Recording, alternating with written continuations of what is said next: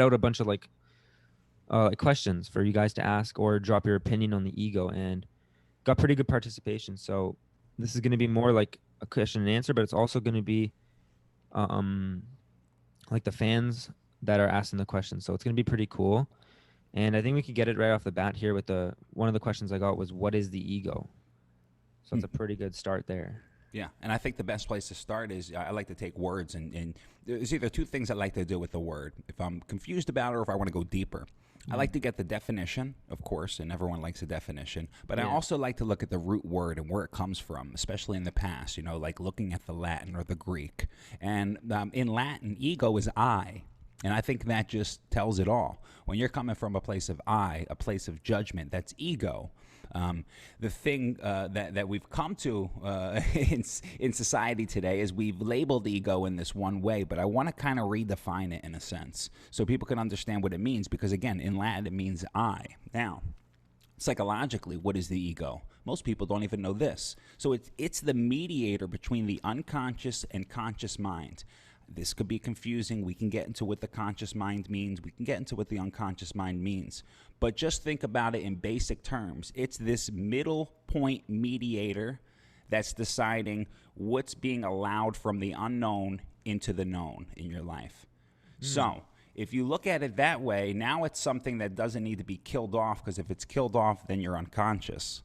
And now it's something that's actually in the center, in a sense, of your consciousness. It's kind of that center point, and it's, it's something that I think needs to be not trained in a sense of going to heavy training or going to, some kind of boot camp, but in the sense where it needs to be strengthened before it can do some of that work. Because if stuff comes up from the unknown and you don't have that strong ego or that ability to be able to see it for what it is, you may mislabel it, misjudge it, throw it away, suppress it, and build a shadow. There's a lot of things that go on with this ego, and we'll get into it through this conversation. But I think really to start right now, to remember that the root word is I.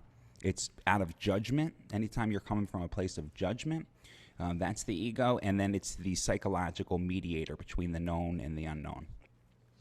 Is it almost like a filter that paints something in judgment? So if something comes in and it's raw of judgment, it's just a thing that's like a fact, raw of judgment, and then when it goes through your ego, it almost like a filter that paints it in a certain way.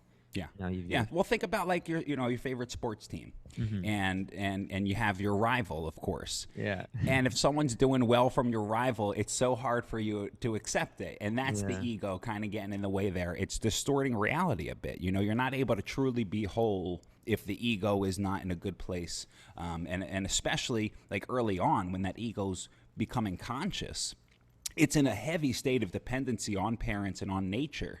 To teach it its way. So you could see how the ego through life does develop to a place. Now, how it develops is really based on you, your beliefs, your foundations, and stuff like that. But I like that. It could be looked at as sort of a filter based off of, again, those early beliefs and foundations.